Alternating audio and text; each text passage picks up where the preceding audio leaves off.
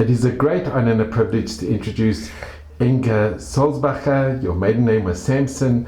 We're here in your beautiful apartment in boatfrom in Jerusalem. And Inge, you were born in Copenhagen in Denmark nearly 85 years ago, before the Holocaust and before the war. So can you tell us a little bit about your family? Right. So, I was born, as I said, in 1938. My parents were also born in Denmark, and my father's family comes from Germany. They settled in Denmark for business reasons, and my mother's family came from Poland around about 1902, went away from the pogroms in Poland. And my father was born in 1905, and my mother was born in 1902 in Denmark. Okay, so we lived there very well. My father was in business. And Brussels, hairs and Brussels, you know what it is, bristles and hair. And my mother was a housewife. And we lived there, and my mother had 4 children. Here, that's the 4 children thing in about 1942 or something like that. Could it be? Yeah, around 1942. Where are you in the picture? I'm between. So it's either one of these 2 girls. And the picture next to it? The same picture. This is staying outside. A young man, a friend called Jakobsen. I don't know if you heard of Jakobsen from Germany. Wole Jakobsen. That's his son, and he took us out for an outing. And here's him and the mama brother you went to see, and the other one lives in London. And this is in Copenhagen? In London. This was in Copenhagen, yeah. Nice picture, yeah? It's magnificent. And this was around 1942? I must have been right before, must be I was 4 years old. Very well dressed. My mother was very particular, you know, we should have good clothes. Oh, that is so nice. I like this picture. This is a nice picture. And so, long story about how suddenly it's... Can I just ask? Yeah. Your family, were they a religious family? Always. Always?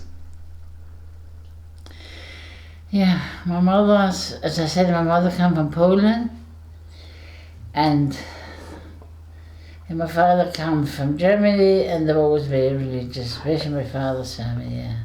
And what did you speak at home? Did you speak Danish or? Only Danish. And Yiddish or? I spoke Yiddish a little bit with my grandmother. She came a lot to us because she was really young, and she came a lot to us. I understand Yiddish. And from my grandparents, I spoke German a bit, you know, so good mixture. And did you go to a Jewish, like, kindergarten or? No, because of the war, everything was a bit disrupted, you know. I don't even think I went to kindergarten. Here is a picture of me and my sister that was taken in Stockholm. That was... We went to Sweden, you know, the Danish, you know, we went to Sweden. So, can I just ask, what do you, I know you were very small, but what are your very first recollections? What do you remember? I mean, we had not very much, we had a very sort of happy childhood, very well. And I remember then from one day to the next, the Germans decided to invade. And the German army was in Denmark for 3 years, from 19 1940, 9th of April, the German marched into Denmark. But they left the Danes alone, so to speak. They were not harassing them, and they needed Danish. They needed the butter and the milk from the Danish farmers, for the German soldiers. German and Denmark is next to each other, yeah. But then they changed their mind and all that, and then we got a warning. There's a whole story. You want to hear about this? We got a warning. Every Jew in Denmark now has his own life to think of. Think of yourself. Find a place to flee. Find a place to get away, because on Rosh Hashanah night the Germans are going to come and help you. And that's what happened. But it's a long story how the rabbi heard about it. I don't know how you want to. No, if you can relate, whatever you remember. I was very young, but I do remember my parents.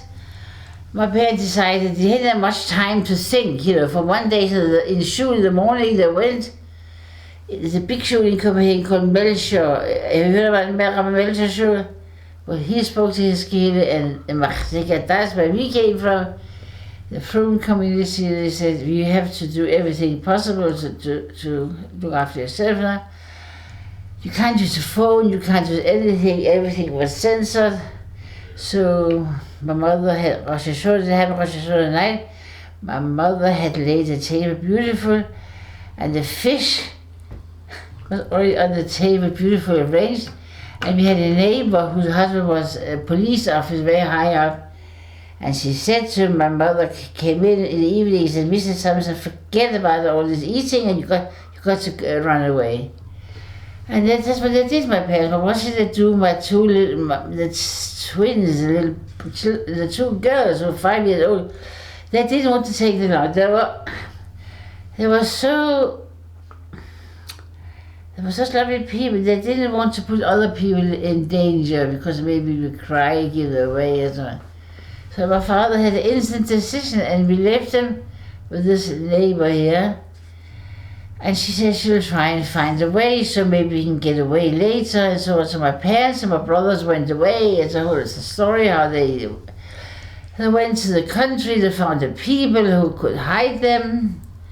And that's what they did. And that lady who came, our neighbor, she lived on top of us, she kept us for a couple of days, and then she took us away. And the next day after the day after she took us away, the word got around that the two little Jewish girls are living in that address with that lady, and they came to search and they found nothing. Who came? Yeah, some of the SS, The Germans. And who was the lady they took?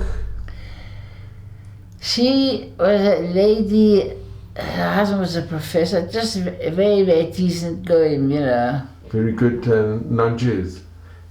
Yeah. So that's they saved her life.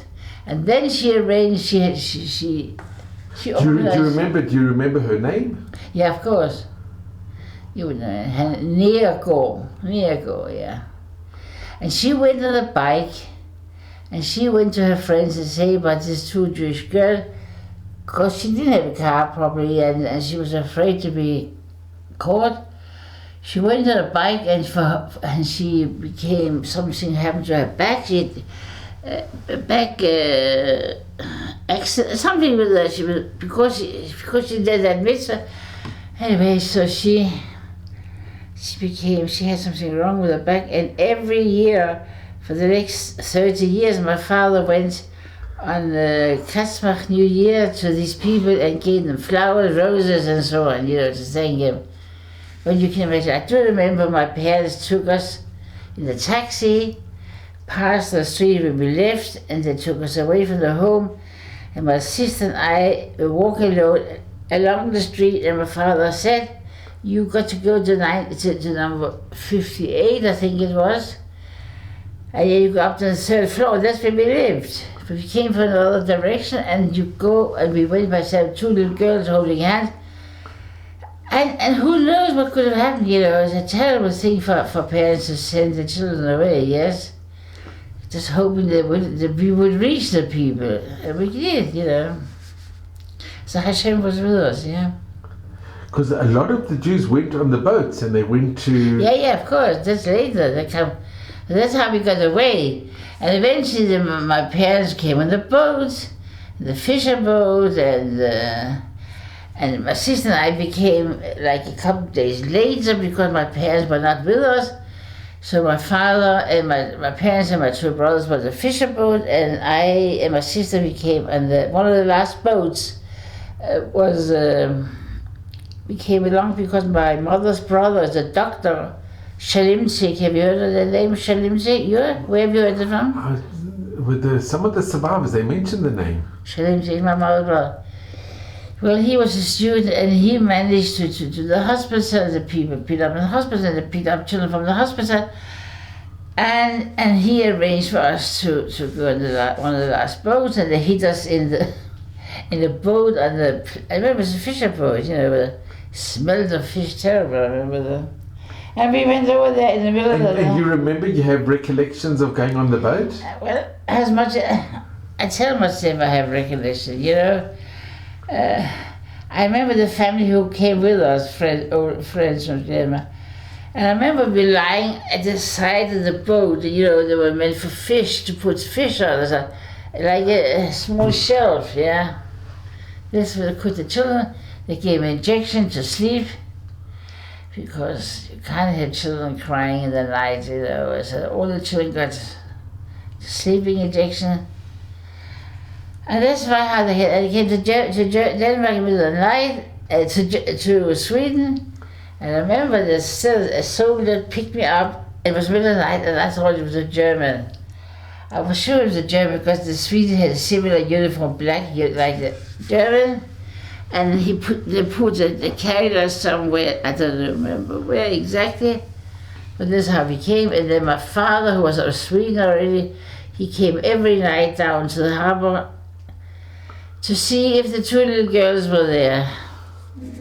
But eventually he found that they came. You can imagine what a simcha that was. And do you remember seeing your father? You was... Not really. I was told, you know, but when you're told something, you think you remember, yeah. But... And what's your sister's name? Liz. L-I-S. Unfortunately, she just died 3 years ago from cancer. So sorry to hear.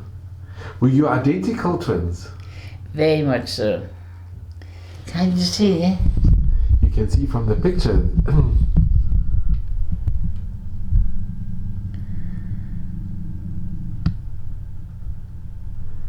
And I think it must have been a big help that you were together when you were taken away when your parents gave you to this lady.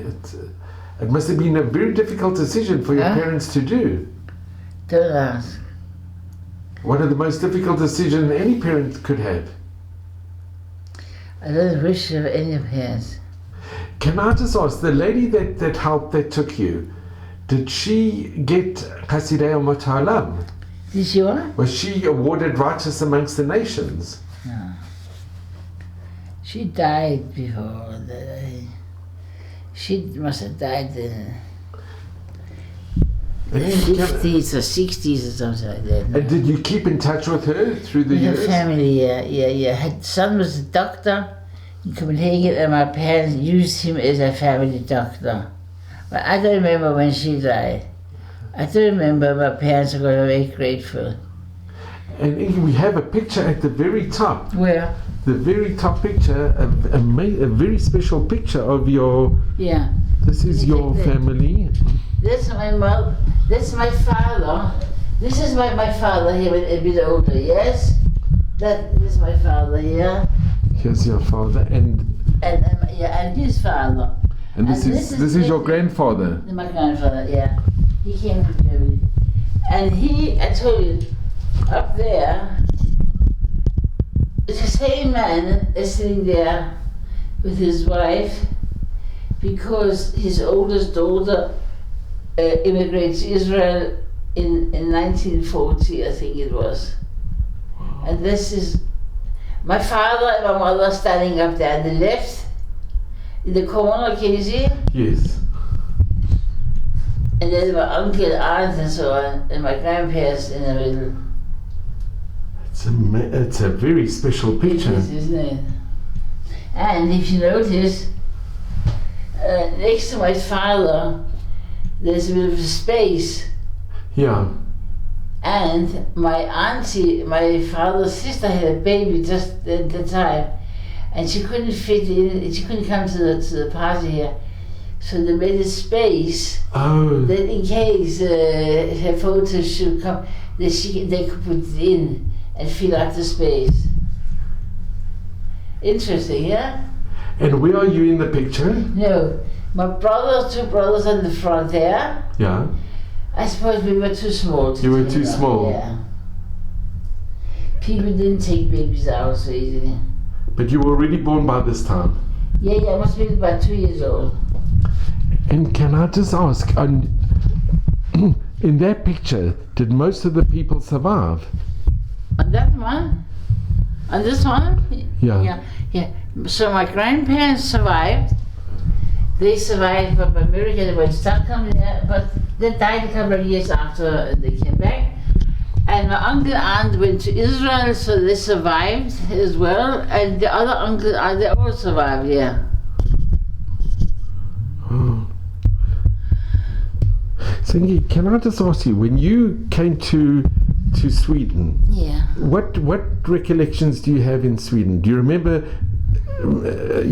seeing your mother again? Do you remember And then we saw them straight away, you know, but I don't exactly remember. But we did live in the first night we were in a school or something. I remember we had paper sheets, you know, that is like rows of paper and in a big dining room hall, but then I don't remember. So there was a special committee in Sweden to look after those Danish refugees, you know. Some went to a Swedish island, called Lidingö. Have you heard about Lidingö? Yeah. in Sweden?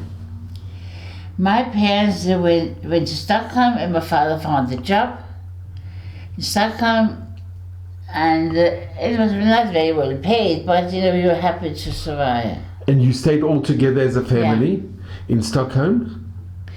We stayed all together. It was in the house outside. We even stayed with uncle and aunts. They also had my mother's sister.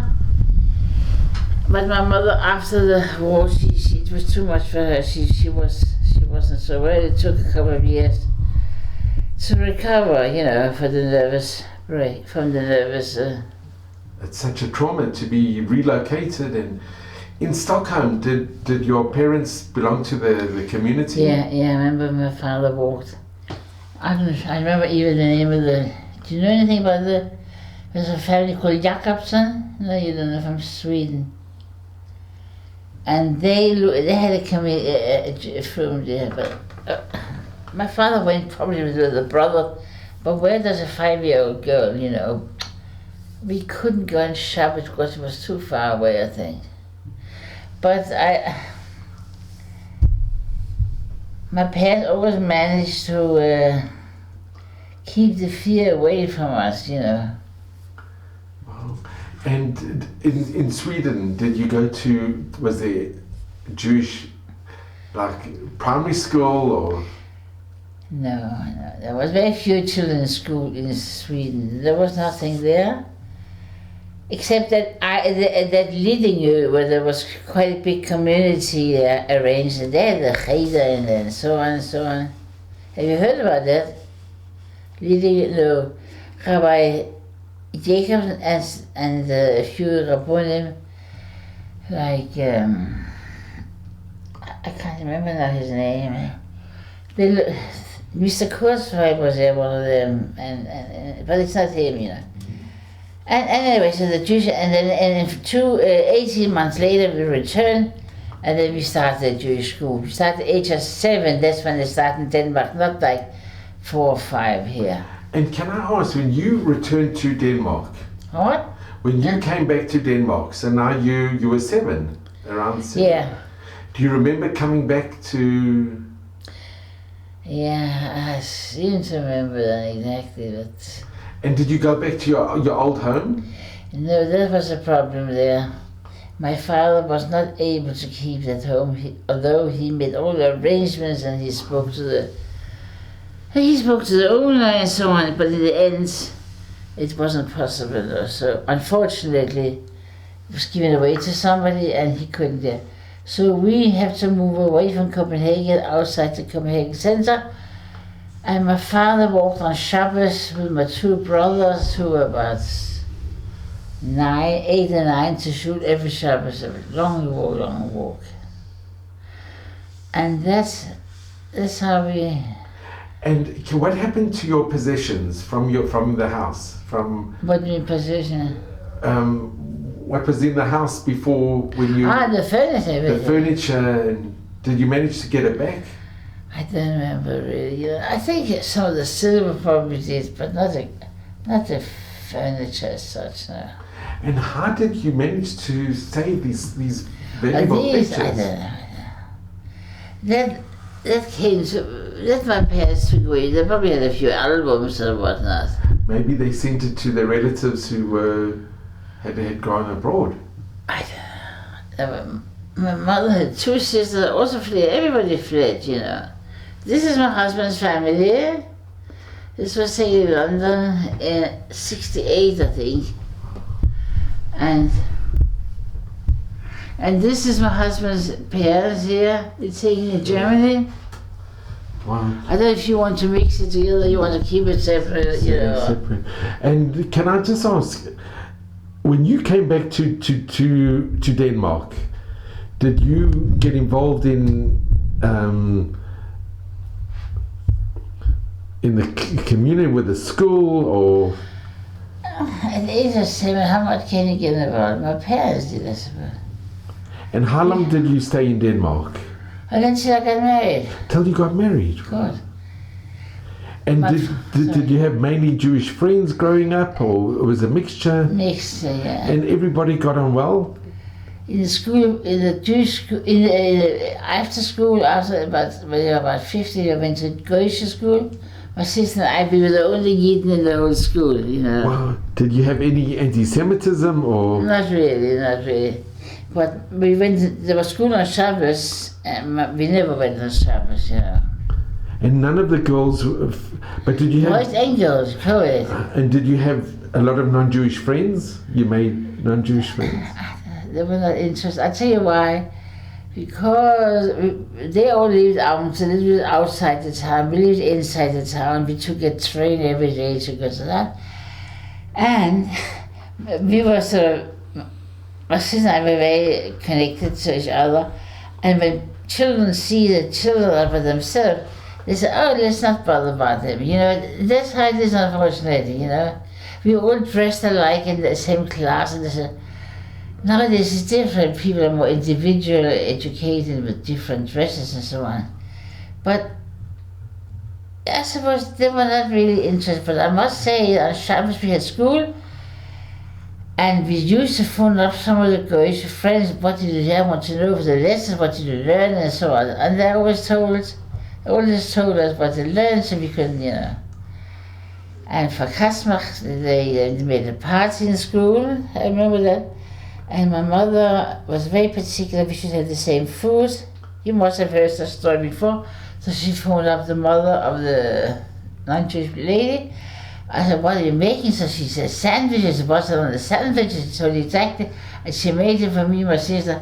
We shouldn't be left out, you know. They were very sort of caring people, very caring people. And then we lived there. And all the years, you always kept kosher in Sweden, yes. And in Sweden as well. You always. Yes. So your family was a very from family. It was. There was nothing unusual there. There was a killer there. My grandfather. Oh, she said that picture up here on the left. Can you see that picture on the left here? Yeah. On the wall. That was my father was born. In this house? Yeah. A very small town. My grandfather came there, And can you see that house? And this is years and years later. And my grandfather was so particular, everything to be Jewish food. They installed a mikveh underneath the house. Really? In which? No, this house right here, this one. Yeah. In which town was it in? You would know, it's called Jutland. It's part of Denmark, and it's not so far from the German, and quite a few people. There were Jews there from 1690 in Denmark, yeah. And he went because he was business there. But that house there is still there, and that's where I've been once. There were with the pipes and everything, we could see there was a mic installed there. So you asked him what's from, yes, you show him what's from. And how did you meet your husband? I don't want to tell her. But was this in Denmark? Long story. Okay. And on holiday. And can I just ask, did you go back to Denmark after you were married? In the Shivaborga, we went to England because my husband had to work, He was employed. So during the Shivaborga, but the first time I was on an aeroplane was in 1961. That was the time when we got married, June 61. And we went to London, yeah. And from there, where did you live after when you got married? We went to Golders Green, have you heard about that? Sure. And we lived there, yeah. And your sister, did she get married soon afterwards as well? And 2 years afterwards, it wasn't so close by. Also to German, and then he's also in German, but then they went to Israel.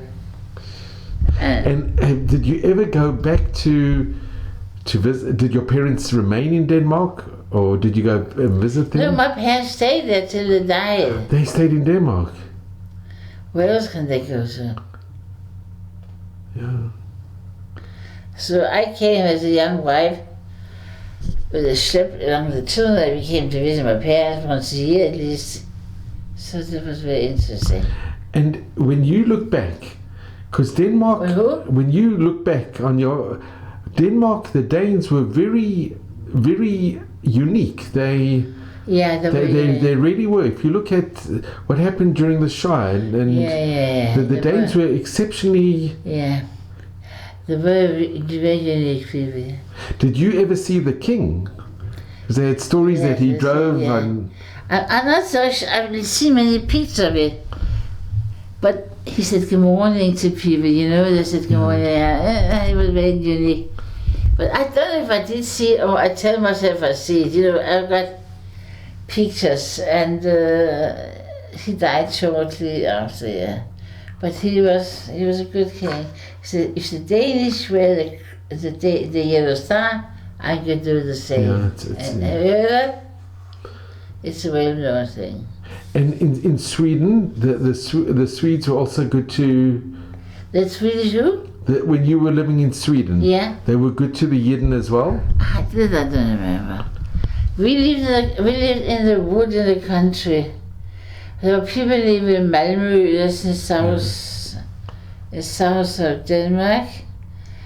And we lived in Stockholm. We had connection with the embassy there, and we had a few friends and so on. And can I ask, did you often speak to your family, to your children about what happened to you during the war? Not really, no. My parents, no. Did your family, did your parents speak to you? No, I don't think so. Yeah, it's obvious we did speak, because my father wanted us to remember. It's all part of the life there. And if I can ask you, because you've really lived that most incredible, it's a unique to be saved, and the majority of the Danish Jews were saved. Yeah, some actually went to Theresen and weren't saved, but the majority were saved. Only the old people were not taken. Well, not rescued. You know why? Because they knew that they heard that Jesus was coming the race, the razzia, you know, they go the razzia. Het was a schöne night, and after a schöne night, sure enough, the old people said, oh no, they're not going to take us, we're too old and so on. But they did go after the Yidden in an old age home. Can you imagine old people, they had to flee, and most of them went to the harbor. They were picked up by a big boat and taken to Theresienstadt. Have you heard about that, Theresienstadt? Theresienstadt, they lived there under special protection from the Danish king, and the rest is history. So most of them came back. And if I can ask you, looking back on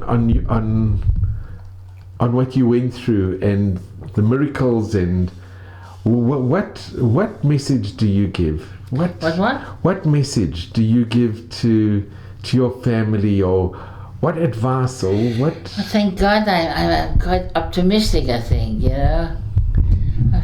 My mother was very depressed after all. But, you know, we had a good from Jewish home, loving parents. And it doesn't stop with this anti-Semitism, does it? No. But what can I say? But you always remained optimistic. And you always, and your family remained from. They kept from. Oh yes. That was a very big part of your family. It was taken for granted, you know. Although we did have some people not so from in the family, but my parents were very solid. My grandfather, parents from Germany, were very aristocratic, you know, and they didn't give up so easily. You can see from the picture of your grandfather, very, very. And my mother's parents were poor people. They came from Poland, and they lived in also a quarter of Copenhagen. They were not so popular, but my grandparents were very good, and they made sure that everything was right. They had a good life. And coming to Israel, are you happy that you came and you live in Israel? A difficult answer. How many years have you been here? Because it must have been difficult with your parents being in... No, in any way we were away from our parents. We were in England. I stayed in England. That must have also been difficult to be but separated. I didn't speak to them very often. You know, speaking on the phone is not so easy. It was very expensive. Very expensive, yeah. But they came to visit us for Pesach and Sukkot. And you remained close with your brothers as well? Yeah. But very close to my sister, as you can imagine. And there was a big patch, you know, when she passed away. So Inge, I just want to, I really want to thank you so much. This all you want 1 to hear? minute. I just want to see. I would love to see. For sure. But Inge, I'm so grateful to you, really. Thank you so much for letting me hear your story. And it's the first time you've ever done it on a video. I have written to the book. But on a video. Yeah. Who's interested? Everybody's interested, and you. It's just amazing. It's really so special. You know, just hearing your story that a non-Jewish woman was prepared to take 2 young girls and risk her life. No one knew what would happen. So it's miracles. And the Danes, we can be so grateful. If only other nations would have been similar to the Danish nation. But thank you so much. You should just have mazel and bracha and in good health and nachas from your family. And I'm extremely grateful to you. Well, you're welcome. I'd love to see those film. How can I see it? With pleasure. Can you? I will show you, and it's been such a privilege to be with you, really. You're a dentist, aren't you? You're a dentist.